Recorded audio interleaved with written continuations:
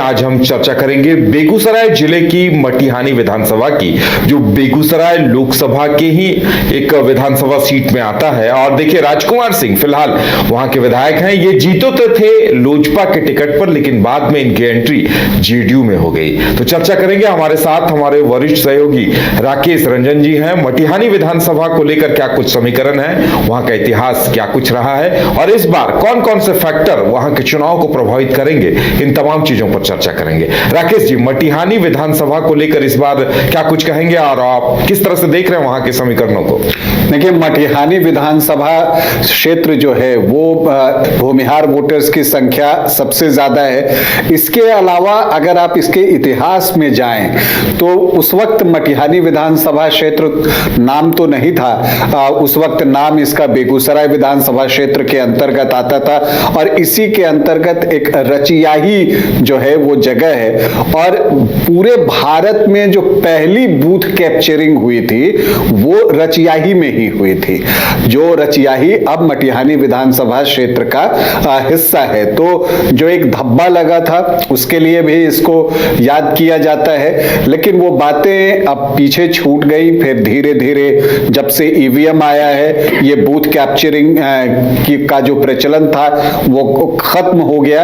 ये एक अच्छी बात है लोकतंत्र के लिए। वैसे अगर आप मटिहानी विधानसभा क्षेत्र की बात करते हैं तो यहां पर आपको दिखेगा कि वामपंथ का एक प्रभाव स्पष्ट है।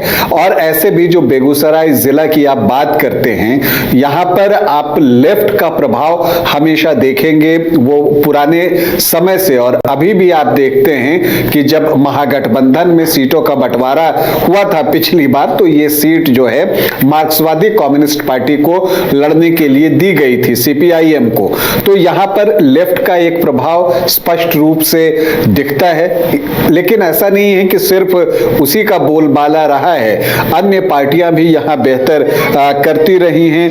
कांग्रेस यहां से चुनाव जीती है, सोशलिस्ट विचारधारा को भी यहां पर कामयाबी मिली है, और यहां तक कि निर्दलीय भी चुनाव जीते हैं कुछ अवसरों पर।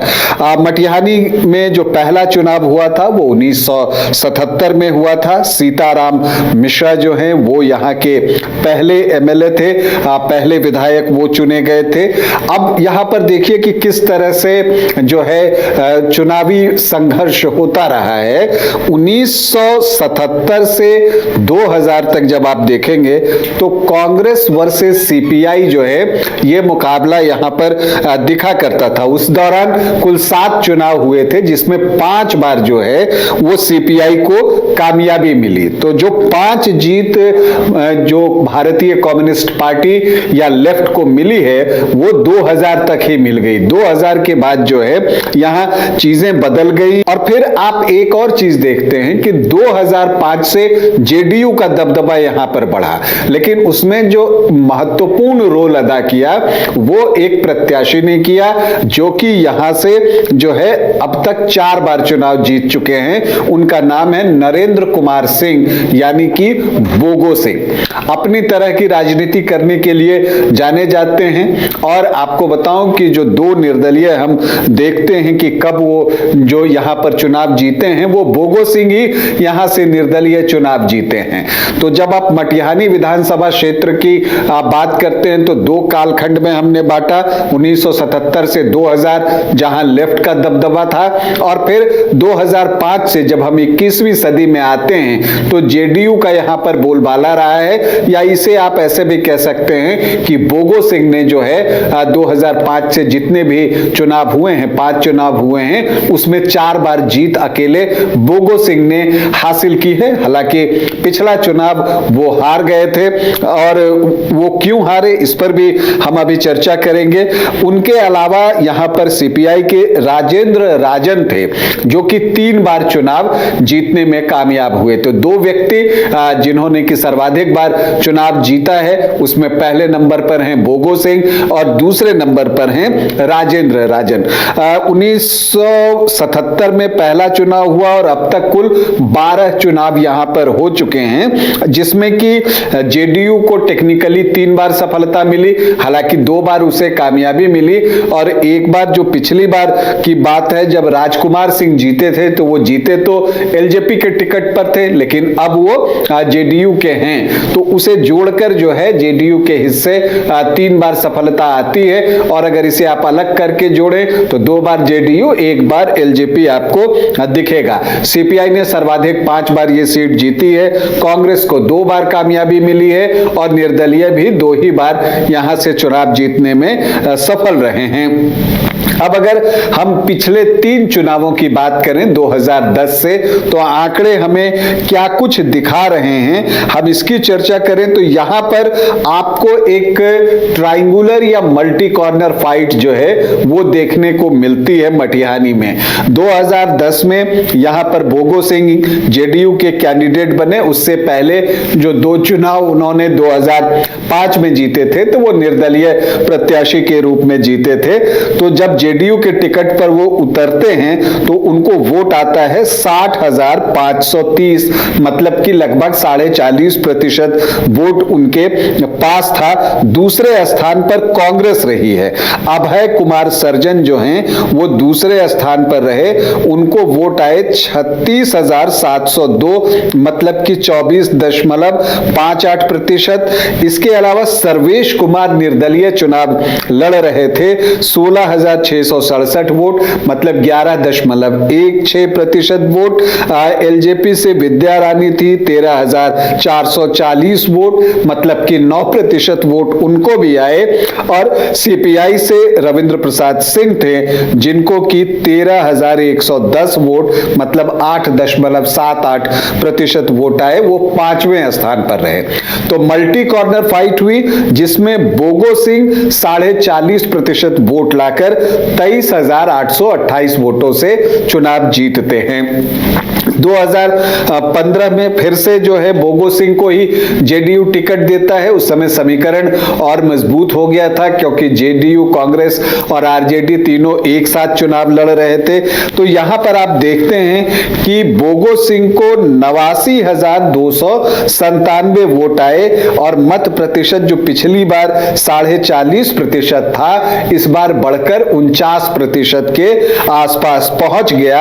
और यहां पर बीजेपी ने सर्वेश कुमार को टिकट दिया, जो पिछला चुनाव निर्दलीय लड़ते हुए 16,500 से ज्यादा वोट लेकर आए थे।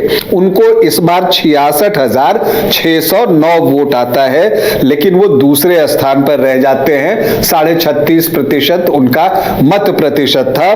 और शोभा देवी जो कि सीपीआई से थी, उनको 6.16%, मतलब कि 11,232 वोट आते हैं। तो एक ट्रायंगुलर फाइट थी, और इस ट्रायंगुलर फाइट में बोगो सिंह एक बार फिर से बड़ी जीत हासिल करते हैं, 22,688 वोटों की जीत उनको मिलती है। फिर 2020 आता है, और इस बार चूंकि आरजेडी का लेफ्ट के साथ गठबंधन था, कांग्रेस भी साथ में थी, और बेगूसराय का मटिहानी विधानसभा क्षेत्र था जहां की लेफ्ट का दबदबा रहा पहले, तो इसीलिए ये सीट जो है लेफ्ट को लड़ने के लिए दी गई और मार्क्सवादी कम्युनिस्ट पार्टी को ये सीट मिली, सीपीआईएम को, और राजेंद्र प्रसाद सिंह जो है उनके प्रत्याशी बने। और नरेंद्र कुमार सिंह यानी कि बोगो सिंह एक बार फिर से जेडीयू के टिकट पर चुनावी मैदान में थे।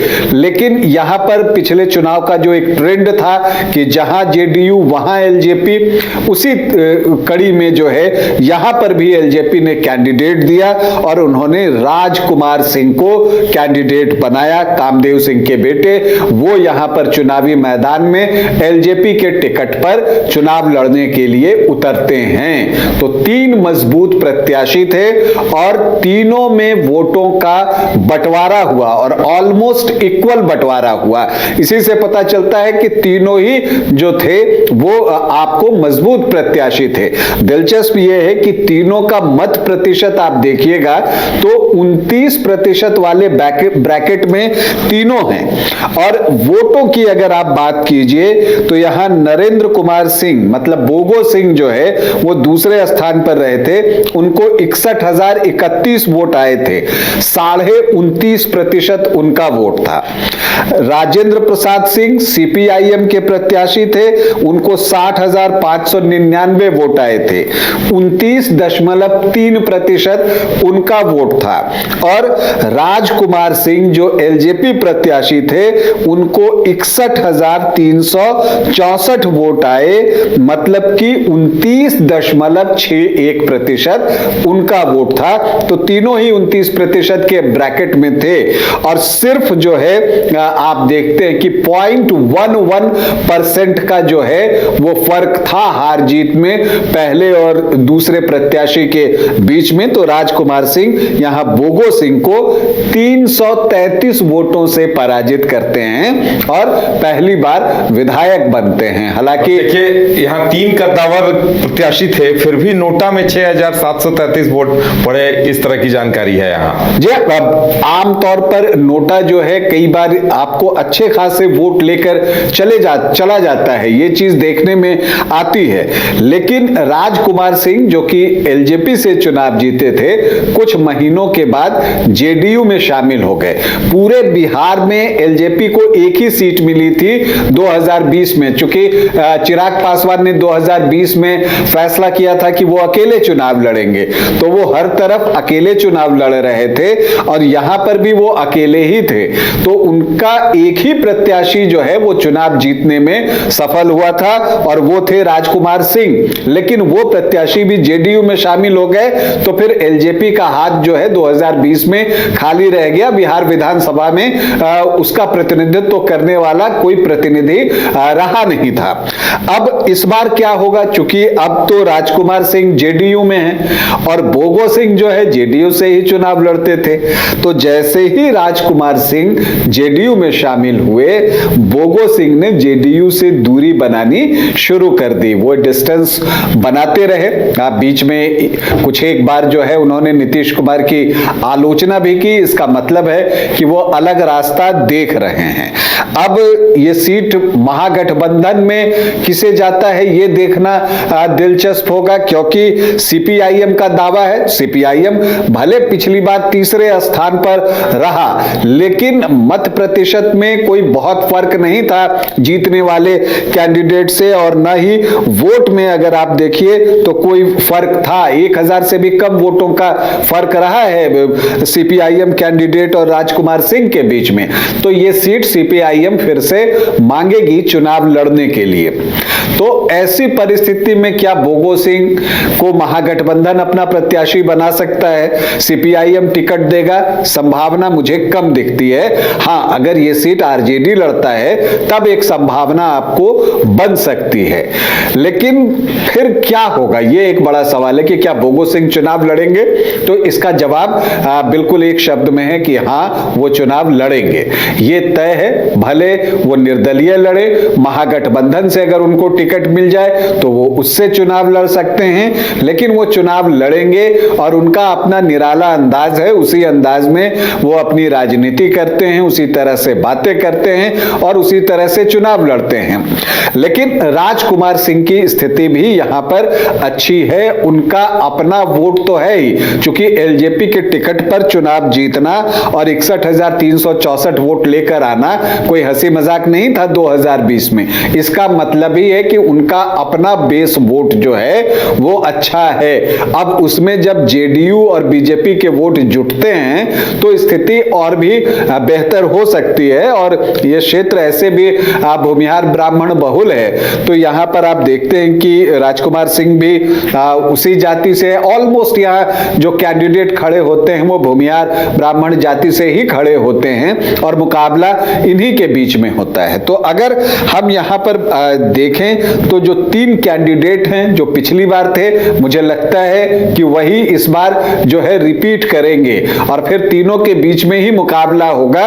केवल फर्क इतना होगा कि जो पिछली बार एलजेपी के टिकट पर थे, इस बार वो जेडीयू के टिकट पर चुनाव लड़ेंगे, और जो जेडीयू के टिकट पर थे वो हो सकता है कि निर्दलीय यहां से चुनाव लड़ जाए। यहां पर जनसुराज भी जो है पूरा जोर लगा रहा है और यहां पर जनसुराज समाज के लिए उम्मीदवारों की होड़ लगी हुई है। बहुत सारे उम्मीदवार हैं, कुशेश्वर भगत, अगम कुमार, रंजन कुमार चौधरी, विंग कमांडर रंजीत कुमार, तो बहुत सारे नाम हैं। अब इनमें से किनको टिकट मिलता है या कोई नया प्रत्याशी आता है, ये तो प्रशांत किशोर फैसला लेंगे तो पता चलेगा।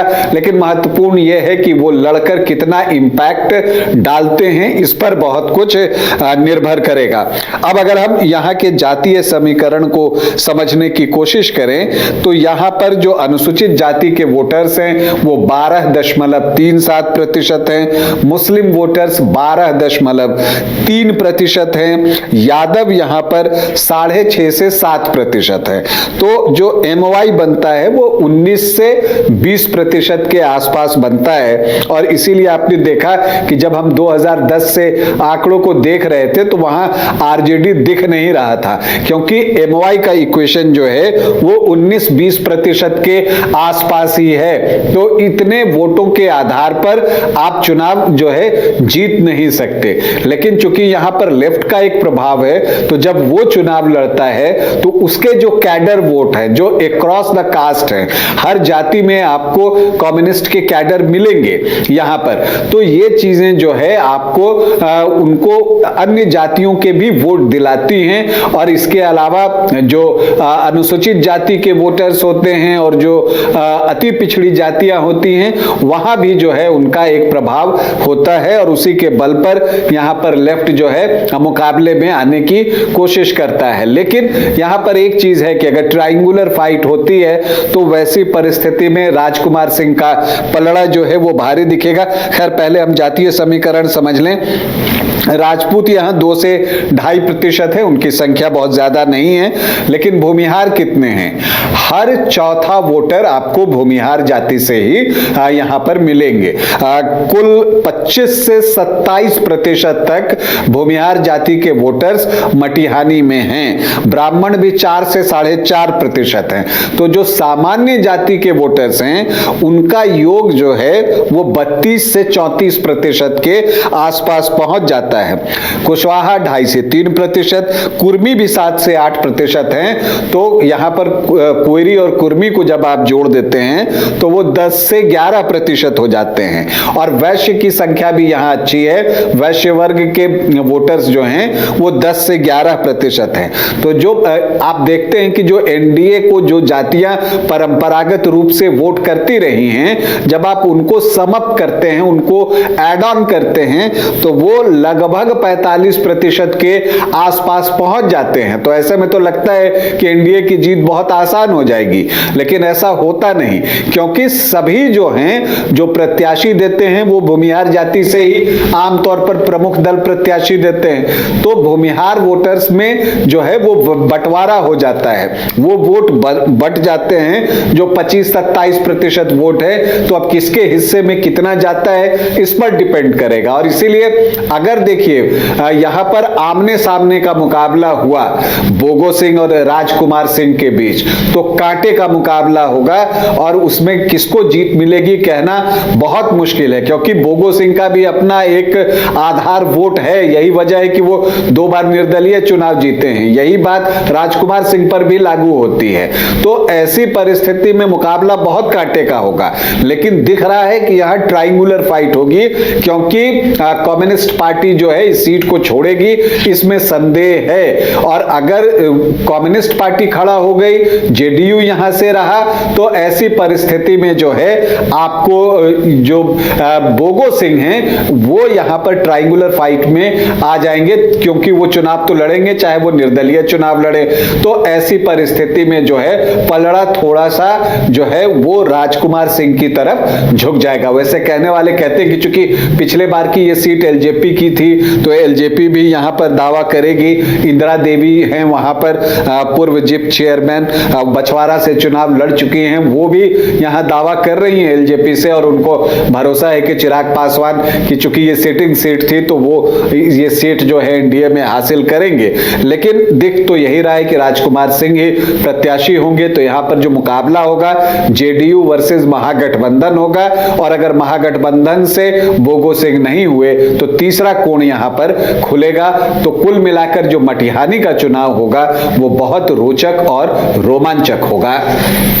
चलिए, तो मटिहानी में समीकरण क्या होंगे और कौन से प्रत्याशी वहां मैदान में होंगे और कौन उनका खेल खराब करेगा, ये देखना दिलचस्प होगा।